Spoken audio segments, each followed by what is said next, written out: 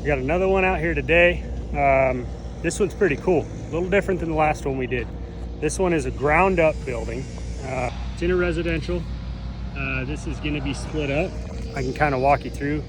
It's gonna be split up, so it's gonna have a garage and a nice breezeway and some stalls, along with some future plans.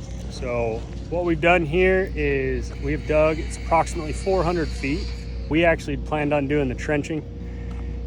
Gave it a shot, and unfortunately, as you can see, we are up here in the foothills of the Santan Mountains, and the trencher just quite wouldn't do it. Kept getting jammed up with all the rocks. So large thank you to AS Specialty. They came out, saved the day for us, didn't hinder our production at all. Really appreciate that, so thank you guys. So we were able to get that done. All the conduit's in the ground. We actually are running a water line out here just for future, just since we already had the trench open. So we're finishing up that water line. And then we've got our Christie box up there to install. With another company today. They're on site. They've been on site with us pretty much every day. This is the steel company out here that's building it. That's Salt River Steel.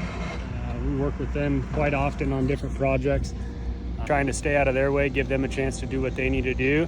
Got some of the 3-inch here. You can see we actually ran a 1-inch as well. Given the distance from the home to the barn, wireless internet's not really a choice. When you're out there, whether it be security cameras, trying to scroll through Facebook while you're waiting for waters, nice internet connection is always nice to have. So in this situation, we're gonna go ahead and run this 1-inch. You'll see we'll run it all the way up to the communications box on the entrance for the utility side. This gives them the option, if they talk to their company, their internet company, that they can add additional line, hardwired line, out at their barn. We got this trench opened up. It's brand new. It's quite a long trench.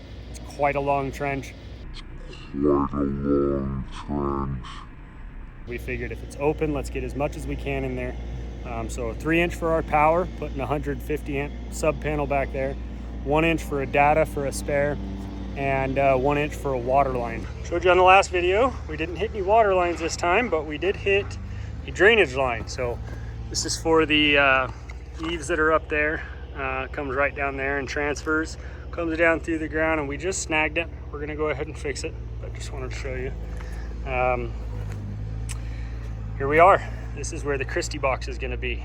So for those of you that don't know, for an in-ground electrical box, they can be used for junctions, or in this case, it's just gonna be a pull box. Again, being a 400-foot run, we are pulling 350 kcmil aluminum wire. So it's pretty good size around, that being for voltage drop.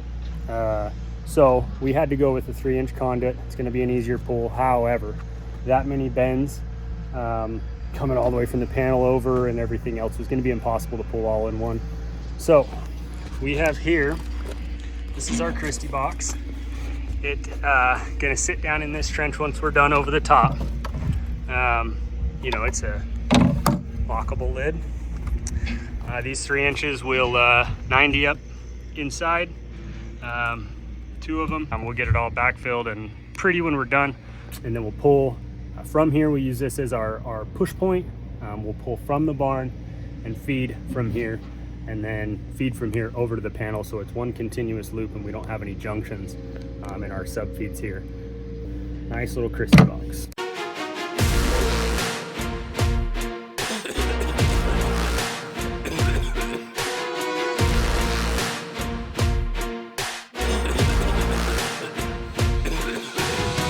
So I'll just show you here. This house, when it was originally built, was built with a 400 amp main panel. It's ideal to have that because we like to put enough power out there for expansion, as well as running everything we need to run at the moment. So in a 400 amp, or a 200 amp rather, which is on most houses, this is all you're gonna see from about here over. This would not exist. So all you're gonna see is all your breakers.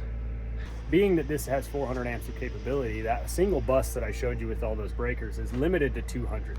It's limited with this main breaker here at 200 amps. So if I shut this off, the whole home is dead. There's nothing right now tied to this breaker. It's also a 200 amp spare. Now, we're not gonna put 200 amps out there. It's pretty overkill, and again, with the restrictions of our conduit path.